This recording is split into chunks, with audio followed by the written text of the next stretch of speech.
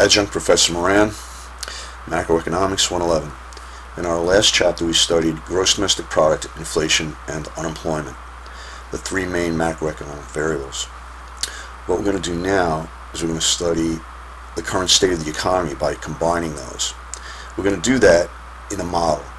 The first model we're going to use is the aggregate expense model, also known as the Keynsian model, after John Maynard Keynes, who created it. An aggregate is when you put unlike things together, such as consumption, business spending, government spending, and exports, imports, in order to determine total gross domestic product, or in this case, aggregate expenditures. The idea behind this model is so simple, it's brilliant. We're going to compare aggregate expenditures, think of that as gross domestic product expense method, with gross domestic product as a measure of output, gross domestic product as a measure of making, and gross domestic product as a measure of income. And what we're going to do is we're going to compare the resulting equilibrium between buying, aggregate expenditures, and making, GDP, and only one of three things can happen in this model. Either we're buying not enough to generate full employment, so the amount of expenditures CIG/GXN makes is not sufficient to employ enough workers to provide us full employment, or we're trying to buy more than we can at full employment, in which case inflation may result. Finally, we may just get it right, and the amount of buying will be equal to the amount necessary to generate full employment. In two of the conditions, where there's too much unemployment and perhaps a recession, or when there's inflation, the government could take corrective steps to restore the economy to full employment. Now, in this model, we're going to make some simplifying assumptions to start with. And we're going to assume that there's only consumption and business spending. If you remember, we're going to write business spending as I sub G, gross private domestic investment. We're also going to assume there's no depreciation and corporations pay out all of their profits to the owners. And if you remember the income approach to GDP, if we do that, if we assume there's no depreciation, then we go from GDP equals net domestic product. If we assume that there's no XN, because there's only C and IG, then there's no net foreign factor income. If we assume there's no government, there's no indirect business taxes, so now GDP equals national income. If we assume there's no government, there's no Social Security taxes, there's no transfer payments. If we assume there's no government, there's also no corporate taxes. And if corporations, we also assume they pay out all of their profits, then GDP will equal personal income.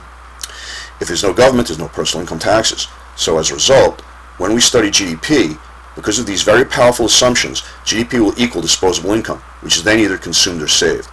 These simplifying assumptions will help us see the connection between GDP and consumption more directly. Let's look at our first variable of consumption. Income is the largest determinant of consumer spending and savings. So if we're in a recession, we'd like people to consume more, and we need to know how to do that. So it would be good to try to figure out the largest determinant of whether people will spend money or not, and that's income.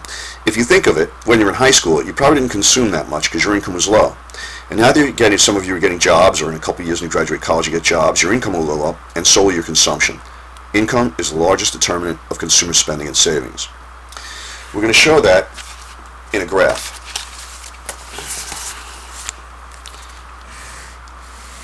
So we're going to put gross domestic product over here. We're going to put disposable income here.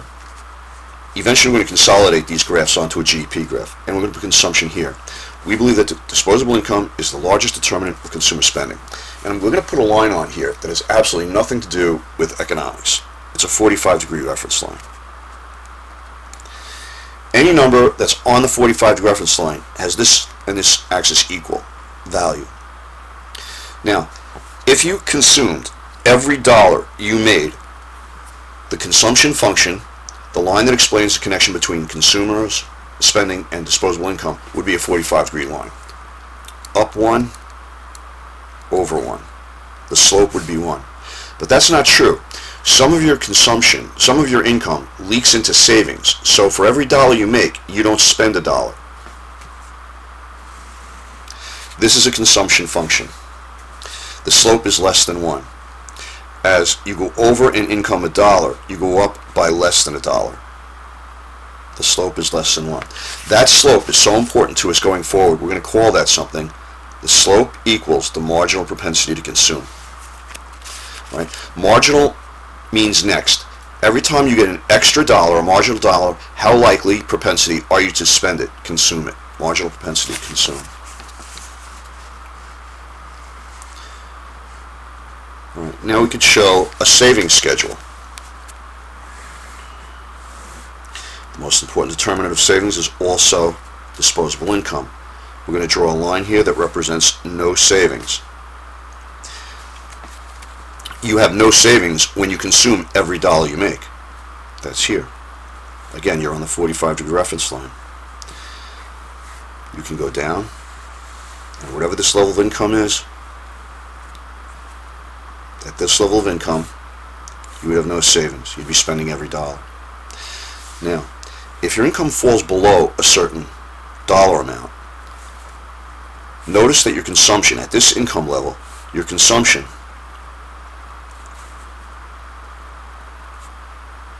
we're going to call this DIDS for dis savings. We're going to call this DS. We're going to call this consumption BE for break even.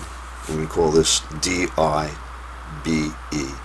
This is the break even point. Consumption equals disposable income.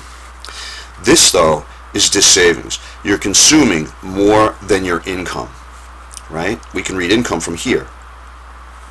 So consumption is this high, but income is only this high. If you're on this side of the 45-degree reference line, then consumption has to be greater than disposable income. We know that from the 45-degree reference line. Any number over here is farther this way than it is this way. So if you're on this side of the 45-degree reference line, consumption is greater than disposable income. How can you spend more than your income by this much? Well, you could take it out of savings, for example. So we call this difference between your consumption amount and your savings amount, we call that dis savings. If, though, your income rises, and now your income is over here, we call this disposable income with savings. We go here and come over. This will be consumption with savings. So now if you go up here, this would represent your total income, but you're only consuming this much. Right? If you go take this number up to the 45-degree reference line, then this number is equal to this number. Maybe this is 100. But this number here, maybe this is only 80. So you're consuming 80, but saving 100. This would represent savings. And this would represent consumption. There are only two things you can do with your money. Your disposable income, consume it and save it. And so the height of this line has to represent disposable income, consumption and savings. In this example, you're spending more than you're earning because your income is so low. Here you're breaking even. You're spending every dollar you have. And here you can afford savings. So this is savings. That's consumption. So what we do is if this is 20, at this income, you now have savings of 20. And let's say this is 60, and this is 40. You have dis savings of 20 here.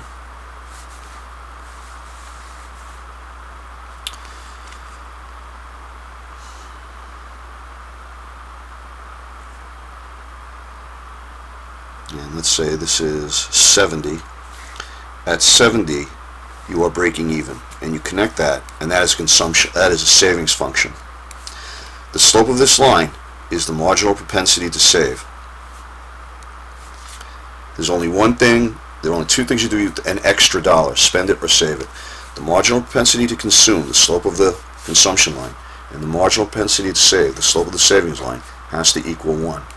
So for example, if every time you get an extra dollar, you spend 75 cents, and every time you get an extra dollar, you save 25 cents, that has to sum to $1. We've just developed the consumption function and the savings function. This is the most important component of gross domestic product, the consumption function.